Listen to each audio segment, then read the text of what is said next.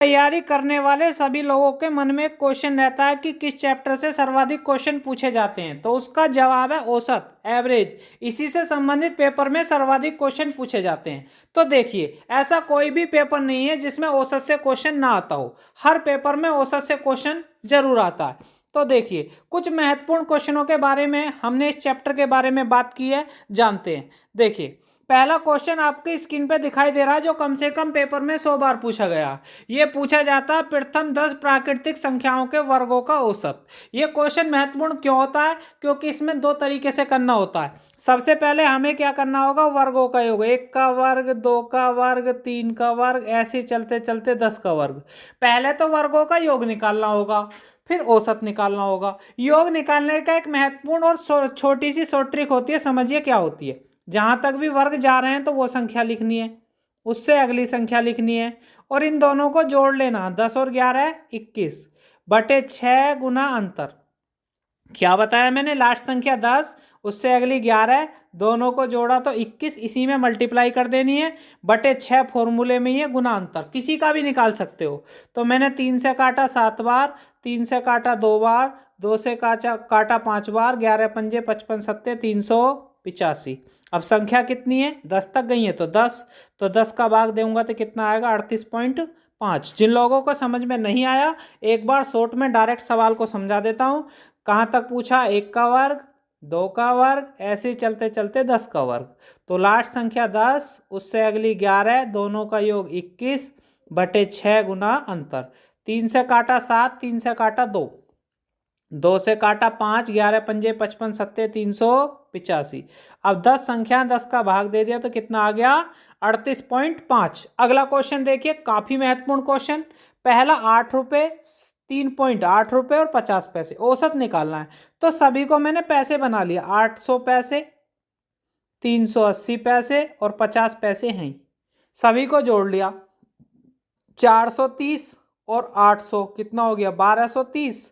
अब संख्या कितनी होगी? 1 2 3, 3 का भाग दे दिया तो कितना आ गया? 410। आसानी से आपको समझ में आ गया होगा, 410 आया। लेकिन ये पैसे हैं, रुपए में बनाएंगे तो 4.10। अगला क्वेश्चन देखिए।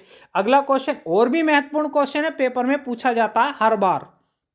50 प्राकृतिक विषम संख्याओं का औसत क्या होगा? तो 50 प्राकृतिक विषम संख्या होती है 1 3 5 7, और चलते चलते 50वीं बैठेगी 99। 50वीं कौन सी बैठेगी? 99। तो विषम संख्याओं का कभी भी इनमें बराबर बराबर अंतर हो, दो दो का ही अंतर चल रहा लास्ट तक, तो पहला लास्ट का जोड़ा, पहला लास्ट का 1 और 99 100 और उसका आधा, तो कितना बैठेगा? 50। आसानी से आपको समझ में आ गया होगा। 50 क्रमागत प्राकृतिक संख्याओं का औसत। तो 1 3 5 7 9 11 13 चलते चलते कहाँ तक? 99 तक। 100 तो सम हो जाएगी, तो उससे पहली 99 आएगी। पहला लास्ट का जोड़ा 100, उसका आधा 50। डायरेक्ट समझना है, जितनी प्राकृतिक संख्या होती है उनका औसत भी उतना ही होता है।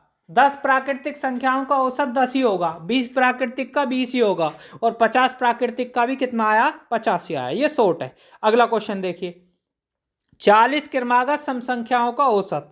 तो सम कौन सी होती हैं? पहली 2, फिर 4, फिर 6, फिर 8, और 40 कहाँ तक बैठेंगी? 80 तक।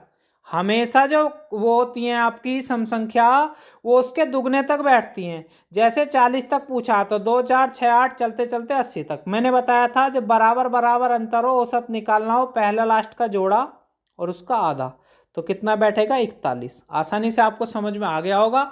ये इससे भी शॉर्ट तरीका सीखना है तो सम संख्याओं में जितनी भी क्रमागत सम संख्या है ना, उसमें एक फालतू लिखना है। 40 है तो कितना लिखना है? 41। 50 है तो कितना लिखना है? 51। ये आपका शॉर्ट में। देखिए अगला क्वेश्चन। अगला क्वेश्चन और भी महत्वपूर्ण है। प्रथम 9 अभाज्य संख्याओं का औसत ज्ञात करना है। कैसे करेंगे?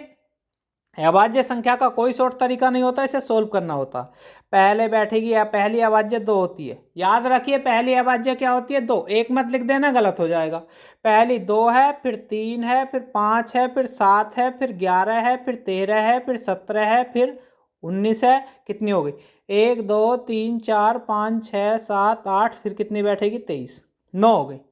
जो हमारी पहली 9 अभाज्य संख्याओं का योग पूछे तो हमेशा 100 होगा, नहीं तो आप इन्हें जोड़ भी सकते हैं। और 9 है तो 9 का भाग दे दिया, तो कितना आएगा 11 सही 1/9। याद कर लीजिए पहली 9 अभाज्य संख्याओं का योग कितना होगा 100, क्योंकि ये क्वेश्चन बार बार पेपर में रिपीट होता रहता है। अब बात करते हैं अगले क्वेश्चन के बारे में, समझिए। अगला क्वेश्चन दिया हुआ है 6 संख्याओं का औसत 12 है। अब इन्होंने कहा है प्रत्येक संख्या में से 2 घटा दिया जाए तो औसत क्या होगा। 6 संख्याओं का औसत कितना दे रखा 12, सभी में से 2 घट गया तो औसत में से भी 2 घट जाएगा, तो औसत कितना रह जाएगा 10। तो इसका आंसर डायरेक्ट कितना आ गया 10। कुछ सॉल्व नहीं करना, जितना सभी संख्याओं में से घटा है इतना ही औसत में से आपको घटा के लिख देना है, ठीक है। अब बात करते हैं अगले क्वेश्चन के बारे में, समझिए महत्वपूर्ण क्वेश्चन है।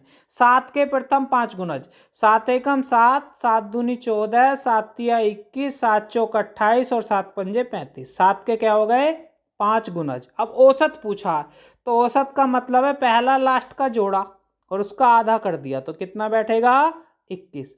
मैंने बताया था जब अंतर बराबर हो तो पहला लास्ट का जोड़ के उसका क्या करते हैं आधा। कोई भी सवाल हो सभी में लागू होगा, ठीक है। अगला क्वेश्चन देखिए। अगला क्वेश्चन दिया हुआ 5 संख्याओं का औसत है 27, तो 5 संख्याओं का औसत है 27। औसत की 5 में गुना करेंगे तो कितना बैठेगा 135। यदि एक संख्या निकाल दी जाए तो औसत 25। एक संख्या निकाली तो कितनी रहेगी 4, औसत रह गया 25। 25 चौका 100। अब 5 में से 4 रह गई तो कितनी निकल गई 1, और मान कितना निकल गया 35। तो ये पूछेगा कौन सी संख्या निकली है 35। आसानी से आपको समझ में आ गया होगा कौन सी संख्या निकली है 35। देखिए अगला क्वेश्चन। अगला क्वेश्चन भी काफी महत्वपूर्ण क्वेश्चन है, पेपर में बहुत बार पूछा गया, हर बार पूछा जाएगा, आने वाले एग्जाम में भी जरूर आएगा, लिख लीजिए। अब इन्होंने कहा है 8 व्यक्तियों में से 65 किलोग्राम भार वाले एक व्यक्ति के स्थान पर नया व्यक्ति आ जाने से, तो मैंने माना 8 व्यक्तियों का औसत कितना x। अब 65 किलोग्राम का व्यक्ति जो है आ गया, एक नए व्यक्ति आ जाने से ये चला गया 65 का और नया व्यक्ति आ गया, तो औसत भार जो है ना, अब एक गया एक ही आ गया, तो आदमी तो 8 ही हैं, औसत भार में क्या हो गया 2.5 किलो की वृद्धि हो गई। भाई 8 आदमी थे, सभी का 2.5 किलो बढ़ गया, तो 25 अट्ठे 200, 20 किलो बढ़ गया। तो नया आदमी कितने का हो गया 85 का। तो नया आदमी कितने का हो गया 85 का। जिन लोगों को समझ में नहीं आया एक बार विस्तार से समझा देता हूँ। 8 व्यक्तियों का औसत कितना माना जाता हमेशा x, जितने किलोग्राम का जाएगा वो एक साइड में कोने में लिख लेना। तो एक गया तो एक ही वापस आएगा, 2 जाएंगे तो 2 ही वापस आएंगे, तो एक गया 7 रह गए, एक आ गया फिर 8 हो गए, तो औसत या तो बढ़ेगा या कम होगा। 2.5 किलो बढ़ गया, 25 अट्ठे 200, तो 20 बढ़ गया, तो नए का कितना हो गया 85। आसानी से आपको समझ में आ गया होगा। अगला क्वेश्चन देखिए, काफी महत्वपूर्ण क्वेश्चन है, समझिए। 3 लड़कों के औसत कितना दे रखा 16, तो 3 की गुना करूंगा तो कितना बैठेगा 48। अब इनका अनुपात दे रखा 4 5 7, 4 अनुपात 5 अनुपात 7, तो 7 5 12 और 4 16, 16 का भाग दिया तो कितने बार कटा 3 बार, ठीक है। 3 की इसमें गुना करी 21, 3 की इसमें करी 15, 3 की इसमें करी 12, तो तीनों का मान कितना आ गया 12 15 21। तो उन्होंने पूछा सबसे छोटे लड़के की आयु कितनी है, सबसे छोटा हमारा 12 का, तो इसका आंसर कितना आ गया 12। दोबारा समझ लीजिए जिन लोगों को समझ में नहीं आया। 3 लड़कों की औसत आयु कितनी है 16, 16 की 3 में गुना होगी तो कितना आएगा 48। इनका अनुपात दे रखा 4 5 7, 7 5 12 4 16, 16 का भाग दिया तो 3 बार कटा, 3 की इसमें करी 12, 3 की इसमें करी 15, 3 की इसमें करी 21। छोटे की पूछिए तो कितनी आ गई 12 वर्ष। कोई भी सवाल हो सभी में ऐसे ही होगा। अगला क्वेश्चन देखिए, काफी महत्वपूर्ण क्वेश्चन है, पेपर में कई बार पूछा गया। 6 खिलाड़ियों का औसत कितना दे रखा 36, 36 छिक्का कितना होता है 216, उनमें से एक खिलाड़ी 16 रन बनाता है, तो एक खिलाड़ी तो कम हो गया, तो कितने खिलाड़ी रह गए 5, और 16 रन बन गए, तो रह कितने गए 200। 5 का 200 में भाग दिया तो औसत कितना आ गया 40, तो इसका ऑप्शन नंबर कितना आ गया डी। आसानी से आपको समझ में आ गया होगा। अगला क्वेश्चन देखिए, काफी महत्वपूर्ण क्वेश्चन है।